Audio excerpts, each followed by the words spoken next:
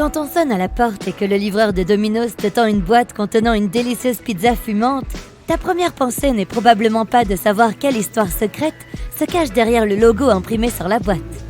Mais après avoir terminé la dernière part, tu seras peut-être plus disposé à découvrir les intentions peu connues qui se cachent derrière ce logo emblématique. De toute évidence, le logo est basé sur une pièce du jeu de domino. C'est le nom de la marque après tout. Mais pourquoi les concepteurs voulaient-ils que ce domino ait 3 points? On pourrait penser que le choix des points est aléatoire. Mais comme dans beaucoup de logos que tu vois tous les jours, chaque détail apparemment insignifiant a été en fait étudié en profondeur. Chacun des 3 points représente l'un des magasins originaux de Domino's Pizza. Le plan était de continuer à ajouter des points pour chaque nouvelle succursale qu'ils ouvriraient. Une idée géniale, mais sachant qu'il y a aujourd'hui plus de 10 000 restaurants Domino's, ça fait beaucoup de points. Donc, ils s'en sont tenus aux 3 points d'origine. Peux-tu imaginer à quoi ressemblerait le logo s'il ne l'avait pas fait?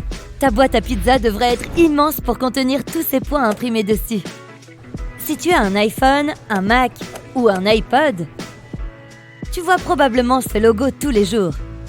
Et même si tu n'es pas adepte d'Apple, tu es certainement familier de leur logo iconique.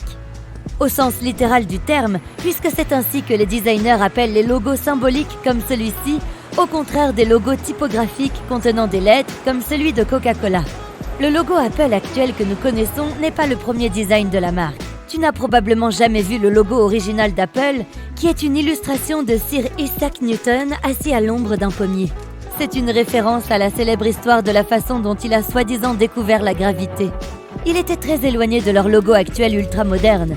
La première révélation de la forme de pomme que nous connaissons a eu lieu en 1977, même si à l'époque elle était remplie de bandes de couleurs vives et vibrantes représentant le travail de Newton avec les prismes. Certains pensent que la morsure dans le logo pourrait faire référence au terme informatique byte, qui veut dire à la fois octet et mordre en anglais. Mais le concepteur du logo, Rob Janoff, a déclaré un jour que ce n'était pas l'intention. En réalité, la morsure a été ajoutée pour que la forme soit toujours reconnue comme une pomme, plutôt que d'être confondue avec une cerise.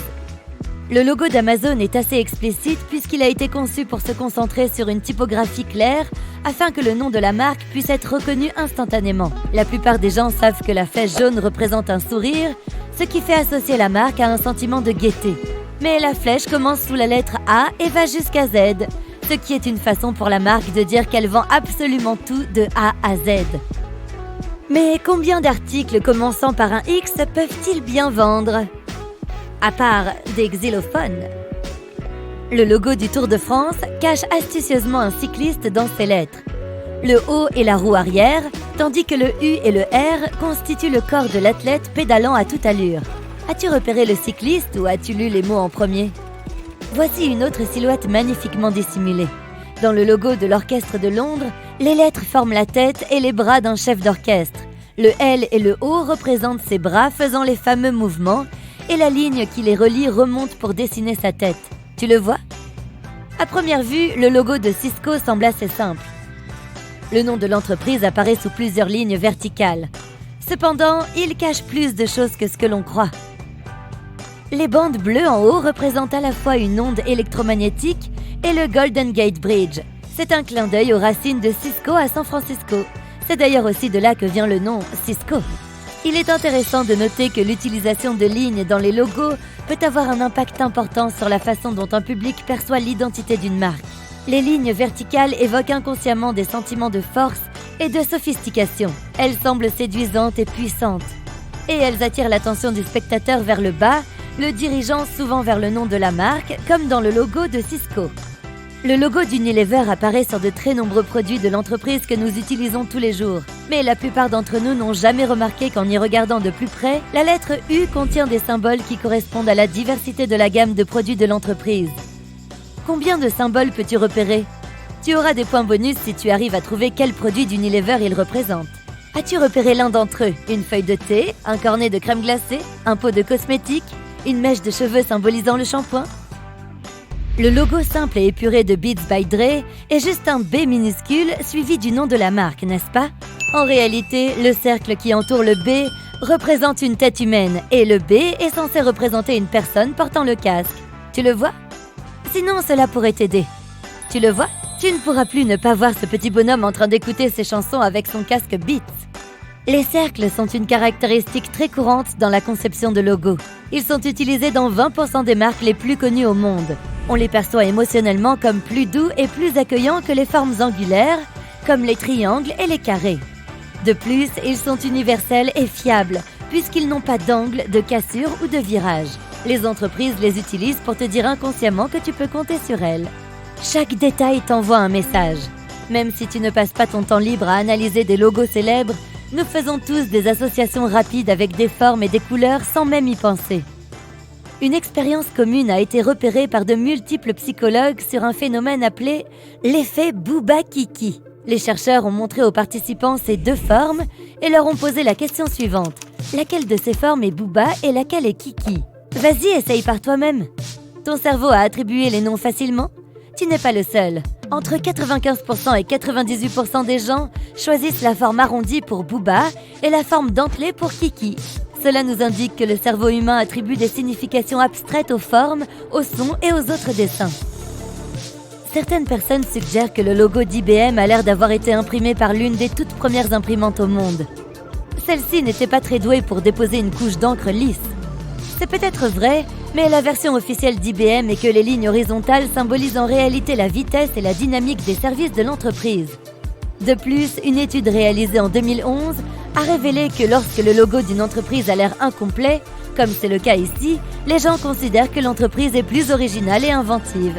Si tu lis entre les lignes, c'est donc soit que tu as un esprit inventif, soit que ton imprimante n'a plus d'encre.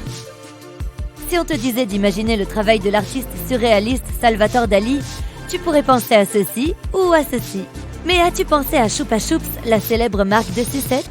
Très peu de gens savent que Dali n'était pas le genre de type à refuser un travail rémunéré. Et un bon exemple en est le logo de Chupa Chups, qu'il a contribué à développer.